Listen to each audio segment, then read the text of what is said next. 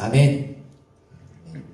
축복합니다. 2022년 이곳에 계시는 나와 함께 하시는 그 하나님을 이전까지와는 비교할 수 없을 만큼 경험하고 깨닫고 믿어지게 되는 은혜 누리시기를 소망합니다. 여러분 아마 들어보신 분들도 계실 텐데요. 한동대 초대 총장이었던 고 김영길 장로님 많이 알려져 있는 분이시죠. 나사의 연구원이시기도 하셨고 카이스트 교수기도 하셨고 한국분으로서 참 과학자로서 상당히 유명하신 분이셨는데 그분이 예수님을 믿게 되고 그래서 이런 이야기를 하셨었습니다.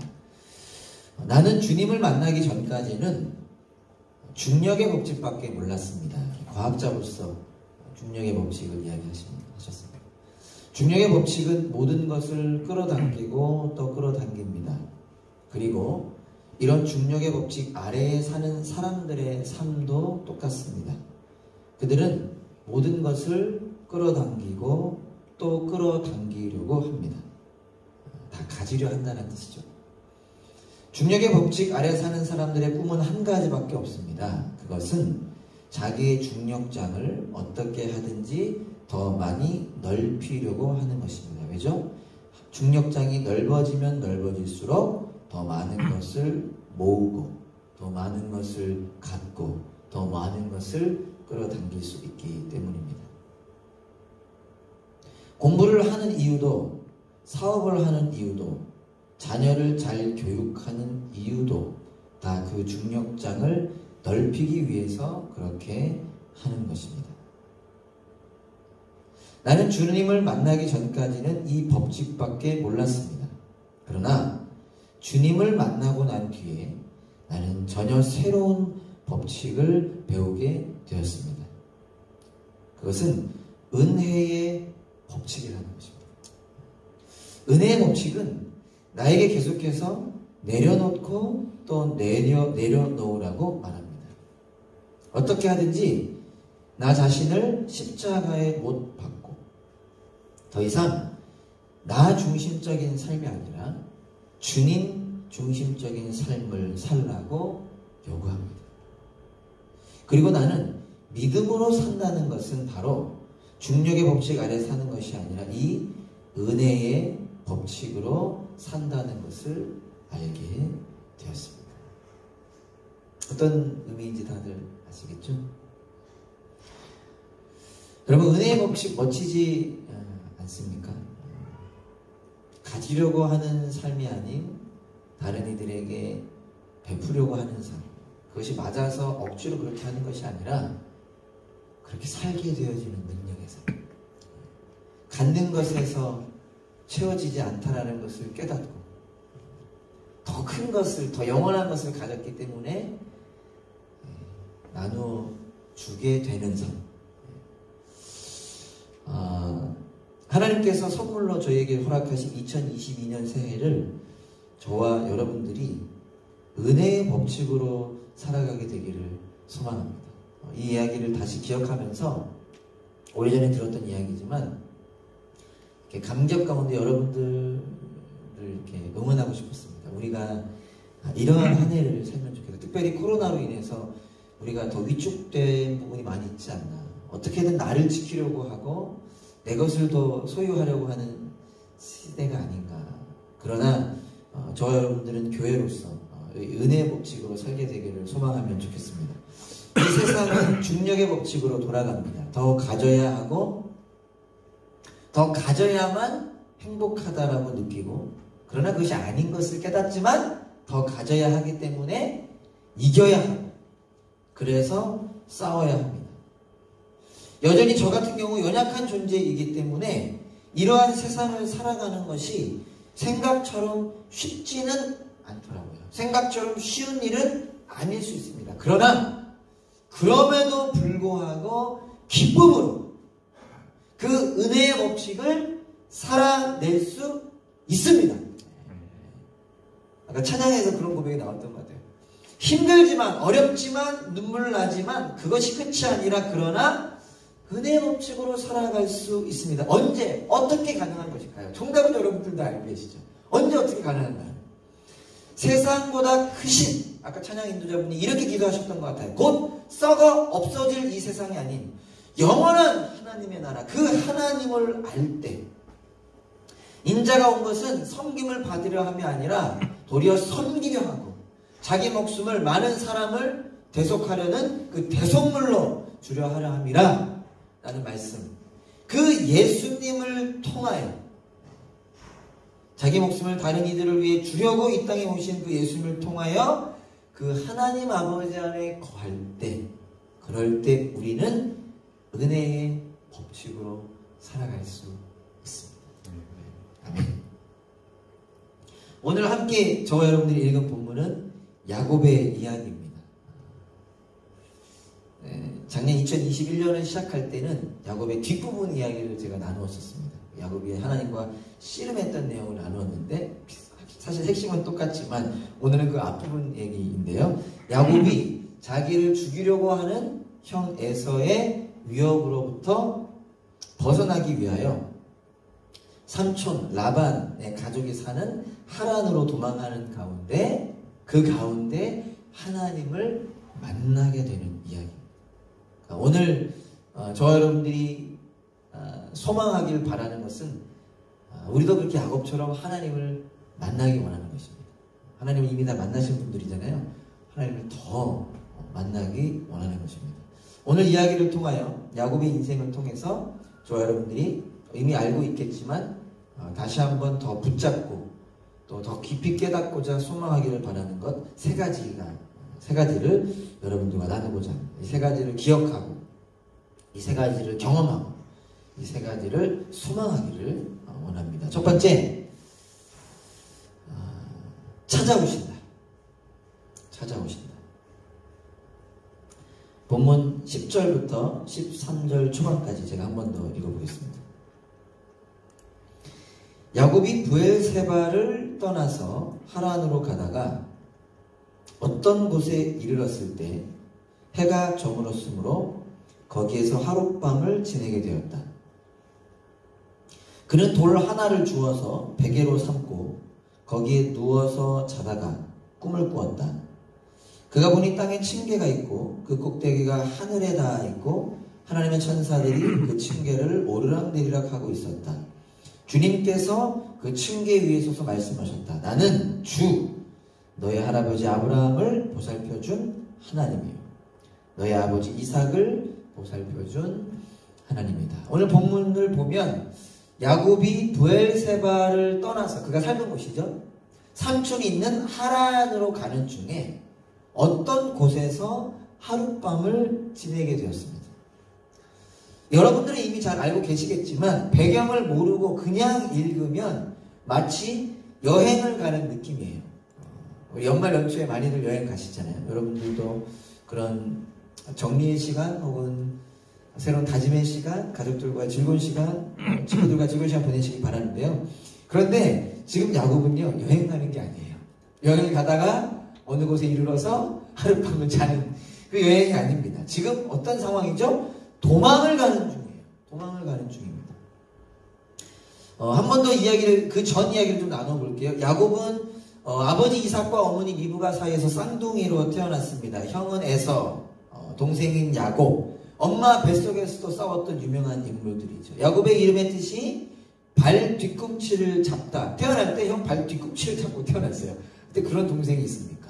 속이다, 찬탈자, 사기꾼이라는 이름의 뜻인데 그 이름처럼 야곱은 늘 그렇게 누군가를 속이는 삶을 살았고 특별히 형을 속이는 사람이었습니다. 왜죠? 형의 그 장자, 첫째의 명분을 소유하고 싶었던 사람입니다. 첫째, 이 장자의 명분이라고 하는 것, 장자권이라고 하는 것은 첫째가 갖게 되는 권리입니다. 근데 이 권리는요, 먼저는 물질적인 상속을 의미합니다. 형만 가질 수 있는 그 아버지로부터의 물질적인, 여러분 좋아하시죠? 돈? 그 돈의 상속과 함께 그 당시 이스라엘 사람이라고 하면 안 돼. 이 야곱의 가족에게 가장 중요했던 것 중에 하나가 무엇이냐? 하나님께서 아브라함과 맺으신 약속, 언약. 너를 통하여 이스라엘이라고 하는 민족을 내가 만들겠다. 근데 그것이 이 첫째 아들을 통해서 이 장자라고 하는 존재를 통해서 이렇게 맺어질 것이라고 말씀하셨는데, 물론 야곱과 에서와 야곱이 뱃속에 있을 때 하나님께서 야곱에게 그 약속을 하겠다고 말씀하셨죠. 근데 그 영적 축복이 바로 장자권이라는 것입니다. 장자의 명. 야곱은 이게 갖고 싶었어요. 자기가 갖고 싶었어요. 그래서 아버지 이삭이 형 에서를 축복하려고 할 때 그 의미가 있었거든요. 안수기도라고 하는 의미가 그 당시에는. 그것을 알아챈 야곱은 어머니와 짜고 아버지 이삭을 속입니다. 형 에서로 분장을 하고 형이 받아야 할 장자의 축복을 자신이 받게 되죠. 아버지도 속이고 형도 속이고. 이것을 뒤늦게 알게 된 에서가 어떻게 합니까? 분노해요. 분노합니다. 그리고 야곱을 죽이겠다라고 마음먹습니다. 내가 동생을 죽이리라. 아버지가 곧 이제 떠나실 것 같은데 이 세상을, 그때 내가 내 동생을 죽이고 말리라. 죽음의 위협을 느낀 야곱은 어머니와 함께 이야기한 후에 어떻게 하죠? 삼촌 라반이 있는 하란으로 도망가게 됩니다. 그 장면이 오늘 본문에서 시작되는 것이죠. 야곱이 하란으로 도망을 가다가 멈춘 것은 나중에 나왔는데요. 루스라고 하는 곳이었습니다.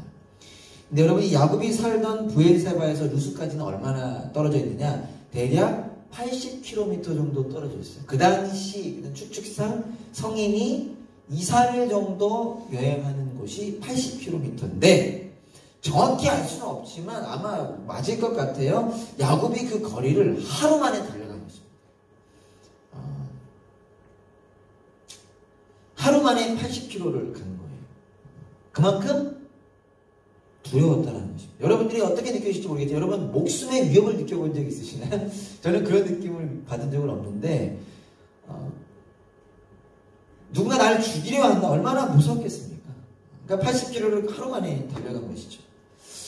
그리고 그런 야곱은 루스라는 곳에 멈추어서 하룻밤을 지내게 되는데요. 멈추고 싶어서 멈추는 것이 아닙니다. 오늘 본문에서 뭐라고 표현됐냐면 해가 저물었으므로.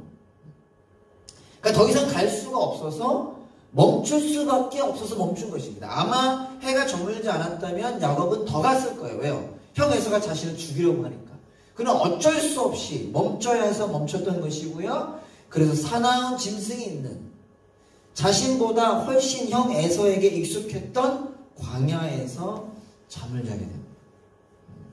돌을 하나 가져다가 베개를 비고 자는데, 물론 그 당시 많은 사람들이 그렇게 했다고 이야기하지만 여러분 그 심정이 어땠을까요? 돌을 베고 아무도 없는 그곳에서, 짐승 소리가 들리는 그곳에서 잠을 청했던 야곱. 그가 느꼈을 그 두려움과 그 외로움, 여러분 상상이 되십니까? 인생의 마지막, 인생의 낭떠러지, 더 이상 자신의 힘으로 어찌할 수 없는 그 위기 가운데 야곱이 있는 것이죠. 중요한 것은 그런 야곱에게 하나님께서 찾아오십니다. 그리고 말씀하십니다. 나는 너의 할아버지 아브라함과 너의 아버지 이삭을 하나님 말씀 참 감사하죠. 보살펴준 하나님입니다. 지금 두려움과 외로움, 정말 나약함 그 자체로 잠을 청하고 있는 야곱에게 하나님께서 꿈에 나타나셔서 말씀하시는 거예요. 나는 너의 아버지와 할아버지를 보살펴준 하나님이다. 인생의 위기 가운데 하나님이 찾아오신 것입니다. 인생의 위기 가운데 하나님을 만나게 된 것입니다. 그는 이미 하나님에 대해서 너무나 많이 듣고 들었습니다. 알고 있었어요. 그러나 그 하나님을 어른들이 많이 쓰는 표현이죠. 인격적으로 만나진 못했던 것 같아요. 하나님이 친히 나타나십니다. 자신의 힘으로 더 이상 어찌할 수 없는 상황 가운데 있는 야곱에게 하나님이 나타나신 거죠. 찾아오신 거죠. 그리고 말씀하신 거죠. 내가 하나님이다. 사랑하는 여러분, 우리에게 익숙한 장면이지만요, 이 장면을 통하여 저와 여러분들이 소망하고 싶습니다. 2022년 새해가 하나님을 만나는 한 해가 되시기를 소망합니다. 기억하시나요? 바울이 에베소 교회에 편지하면서 뭐라고 얘기하죠? 마음의 눈이 열려서 하나님을 알게 되기를 소망합니다라고 기도하는데요. 이미 하나님을 아는 자들이잖아요. 교회는 이미 하나님을 믿는 자들이잖아요. 그러나 그 하나님의 풍성함 혹은 미처 하나님을 깨닫지 못하고 있는 그 부분을 알게 되기를 소망한다는 기도였잖아요. 마찬가지면 저와 여러분들이 하나님을 만나는 한 해가 되기를 간절히 소망합니다. 이제까지 경험해보지 못했던 그 풍성한 하나님의 은혜를 알게 되기를 소망합니다. 오늘 본문에서 이렇게 표현됐었어요. 11절에 보면요. 어떤 곳에 이르렀을 때 해가 저물었으므로, 제가 엊그제 송구용신 예배 때도 잠깐 언급했는데요. 해가 저물었다.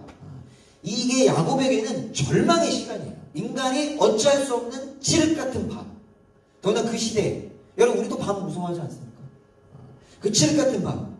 그러나 이스라엘 사람들에게 있어서 해가 저무는 것이 하루의 시작이라고 했죠. 그들에게 있어서 개념은 저녁이 하루의 시작이라는 것입니다. 어떤 의미냐?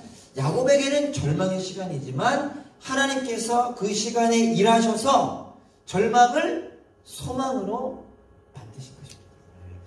이제 야곱이 더 이상 어찌할 수 없는 그 시간에 하나님께서 찾아오신 것이죠. 마찬가지로 저와 여러분들이 물론 절망을 살아가고 있지 않기를 바라지만 우리의 인생에 나의 힘으로 어찌할 수 없는 우리의 인생에 찾아오시는 그 하나님을, 절망을 소망으로 바꾸시는 그 하나님을 만나는 우리 모두가 되기를 간절히 소망합니다. 기대되지 않나요? 2022년. 또 코로나야 하지 마시고요. 이 코로나 가운데 우리를 통해 어떤 일을 행하실지를, 아니 우리에게 먼저 어떤 일을 행하실지를 기대하는 저와 여러분들이 될 수 있기를 간절히 소망합니다. 좋은 양분하고 있죠? 둘째 뭐였나요? 찾아오신다. 이거 한번 외웠으면 좋겠어요. 제가 한번 이렇게 고민해봤어요. 어떻게 해서 전생들 잘하는 것처럼 앞에를 따서 막 이런 식으로 외워야 되는, 아무것도 못하겠더라고요. 그냥 외우세요. 찾아오신다. 두 번째, 약속하신다.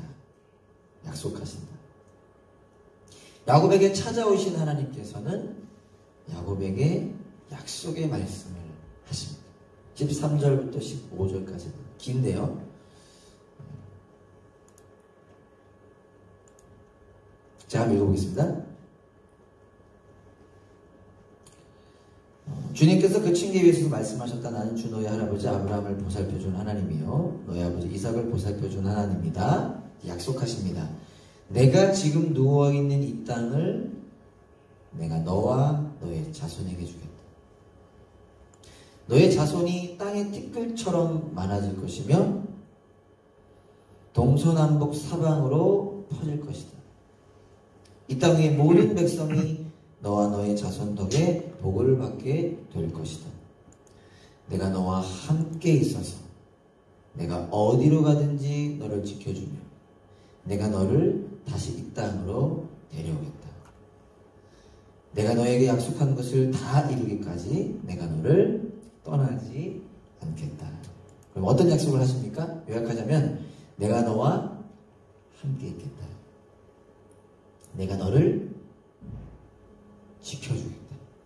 내가 너를 떠나지 않겠다. 그리고 우리에게 조금 피부를 안 와닿을 수 있지만 너의 자손이 티끌처럼 많아질 것이다. 모든 백성이 너와 너의 자손 덕에 복을 받게 될 것이다. 이런 약속을 하세요. 여러분 놀라운 약속 아닙니까? 특별히 한번 그림을 그려보세요. 지금 야곱은 어떤 존재죠? 우리가 야곱을 통해서 우리의 모습을 돌아보아야겠죠? 야곱은 속이는 사람이었어요. 이미 부모님들에게 약속하셨음에도 불구하고 하나님을 물론 몰랐으니까 그 하나님을 신뢰하지 않고 자기의 욕심을 채우고자 자신의 방법으로 어떻게든 살아왔던 존재였고 형과 아버지를 속였어요. 그리고 그 결과 도망가는 신세.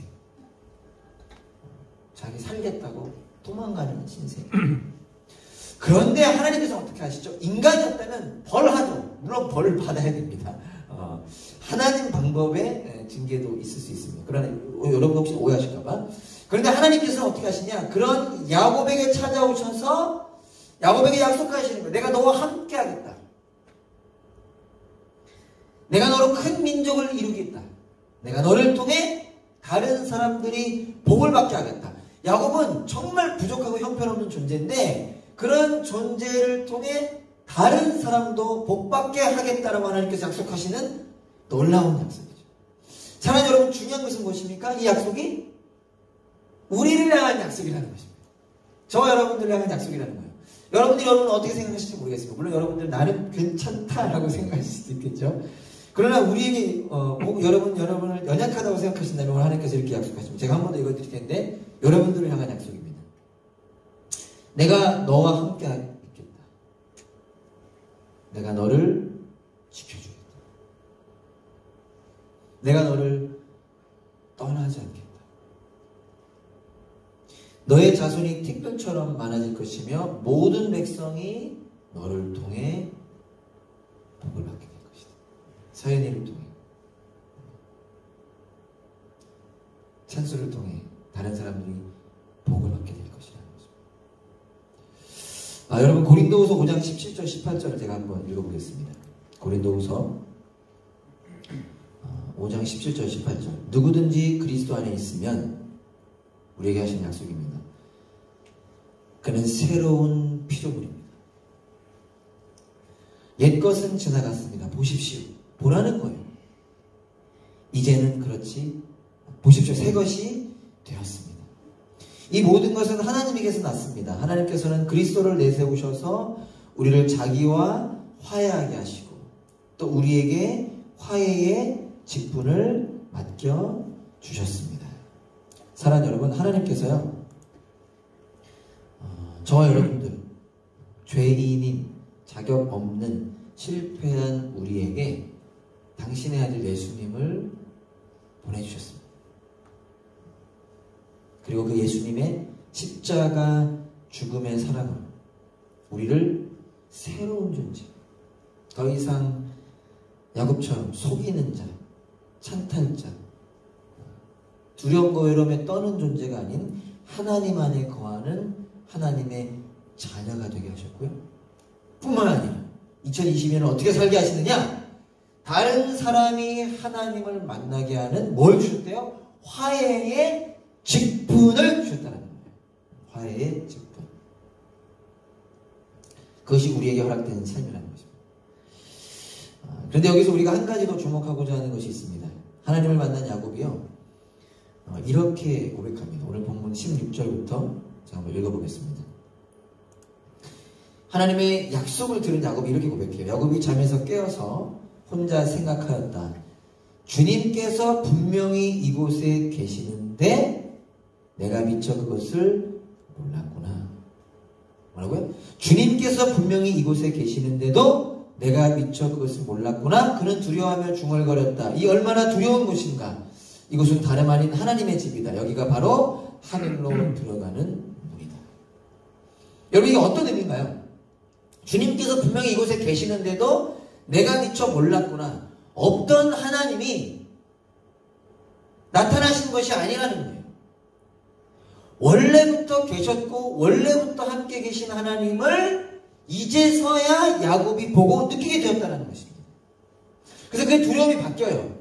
형을 두려워하여 도망가던 야곱이 두려운 곳이구나, 하나님을 두려워하게 되고요. 그래서 그가 도착한 곳의 이름이 루스였는데 그 루스라고 하는 곳을 이름을 우리에게 익숙한 이름으로 바꾸죠. 뭐라고 바꿉니까? 베델, 하나님의 집, 하나님에 계시는 하나님의 집이라는 뜻으로 베델로 바꿉니다. 하나님이 예전에도 나와 함께 하셨고 지금도 나와 함께 하시며 앞으로 함께 하셨구나 하는 것을 그제서야 깨닫게 되는 것이죠. 머리로가 아니라 그의 아버지 이삭으로부터 계속해서 들은 이야기였겠지만 머리로만 알았지 마음으로 몰랐던 그가 마음으로 고백하게 되는 것입니다. 사랑하는 여러분, 하나님은요, 우리가 있는 곳 어디에나 계시는 분이십니다. 예수님께서 말씀하셨어요. 보아라, 내가 세상 끝날까지 항상 너희와 함께 있으리라. Always, 항상. 어떤 의미죠? 어제도 여러분들과 함께 계셨고 오늘도 여러분들과 함께 계시며 내일도 우리와 함께 하십니다.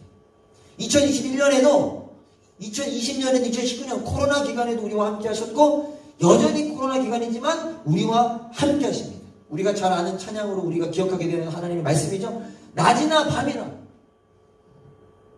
지금 야곱은 광야 그 한가운데 칠흑 같은 어둠 속에, 그러나 그 가운데서도 하나님은 함께 하셨다. 오늘 설교 제목이 무엇이었죠? 이곳에 계신다. 여러분들이 가는 그곳이 어디든 하나님이 계시는 것입니다. 여기든 시드니든 한국이든 집이든 집 밖이든 이미 알고 있죠. 그리고 이것을 우리가 깨닫게 되길 소망합니다. 어디에서 무엇을 하던 2022년 새해가 어떤 한 해가 되기를 소망하는 것입니까? 예수님과 동행하는 한 해가 되시기를 여러분 축복합니다. 우리 함께 기도하면 좋겠습니다. 하나님을 만날 뿐만 아니라 예수 그리스도와 날마다 동행하는 저 여러분 될 수 있기를 간절히 소망합니다. 마지막으로 세 번째, 만들어 가신다. 첫 번째 뭐였죠? 찾아오신다. 두 번째, 약속하신다. 저는 생각 안 해요. 세 번째, 만들어 가신다. 만들어 가신다. 하나님께서 야곱에게 찾아오셨고요, 야곱에게 약속하셨습니다. 근데 그 약속 가운데 한 가지 의아한 부분일 수 있는 부분이 있어요. 15절을 다시 보면요, 이렇게 약속하셨잖아요. 내가 너와 함께 있어서 내가 어디로 가든지 너를 지켜주며. 여기까지는 오케이. 내가 너를 다시 이 땅으로 데려오겠다 약속하세요. 무슨 말인지 아시나요? 하나님이 너와 함께 하겠다, 내 너를 지켜주겠다, 너를 떠나지 않겠다고 하시면서 어떤 약속이냐면 너를 다시 이 땅으로 오게 한다라고 약속하세요. 이게 왜 의아할까? 여러분 의아하지 않으시나요? 하나님께서 야곱을 함께 하시고 지켜주시면서 하신 약속 중에 하나가 내가 너로 큰 민족을 이루겠다고 말씀하시잖아요. 그러면서 이 땅으로 데려오겠다고 하시는데 이런 질문을 할 수 있습니다. 다시 이 땅으로 데려오실 것이라면 지금 안 가면 되잖아요. 그런 얘기 많이 해보시나요? 저도 뭐 많이 안 해보다가 책 보고 이렇게 공부하면서 하게 됩니다. 그런 질문을 안 할 수 있잖아요. 그러니까 그렇게 안 가면 되잖아요. 여기 다시 오게 하실 거라면 여기 있으면 되잖아요. 심지어